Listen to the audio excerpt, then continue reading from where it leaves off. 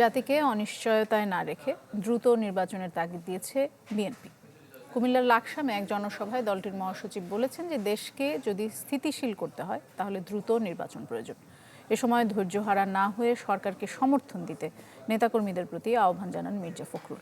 লাকসাম থেকে শাহনেওয়াজ বাবলুর রিপোর্ট, ক্যামেরায় ছিলেন আলমগীর হোসেন। ভিশনের ফুলঝুরি মেগা অফারে ফ্রিজ কিনলেই পাচ্ছেন 16 পিসের আকর্ষণীয় গিফট বক্স একদম ফ্রি। ক্ষমতায় গেলে কি করবে বিএনপি?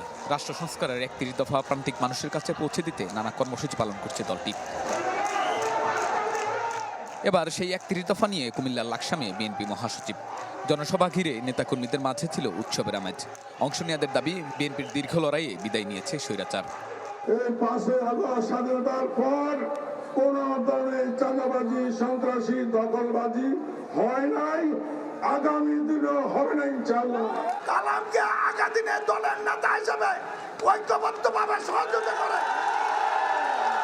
লাকসামকে বিএনপির দুর্গ হিসেবে গড়ে তোলা। প্রধান অতিথির বক্তব্যে জাতিকে অনিশ্চয়তা না রেখে দ্রুত নির্বাচনের তাগিদ দেন বিএনপি মহাসচিব।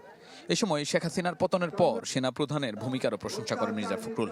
তাহলে আজকের সরকার যত বড়ই হোক, যত বড় বড় লোকজন দিয়ে ছেড়ে চলুক, পেছনে জনগণ থাকতে হবে।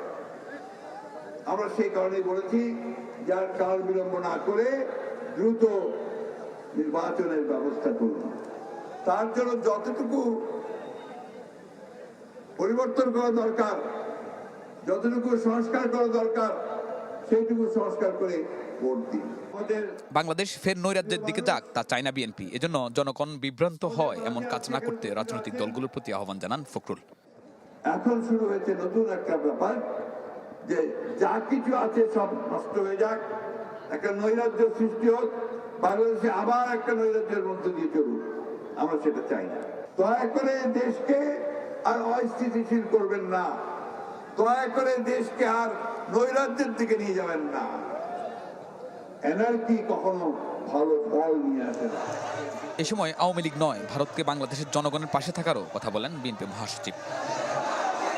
দীর্ঘ এক যুগেরও বেশি সময় পর কুমিল্লার দক্ষিণের এই অঞ্চলে বিএনপির বড় জমায়েত, যেখানে শুধু দলটির নেতাকর্মী নন, অংশ নিয়েছেন প্রান্তিক মানুষও।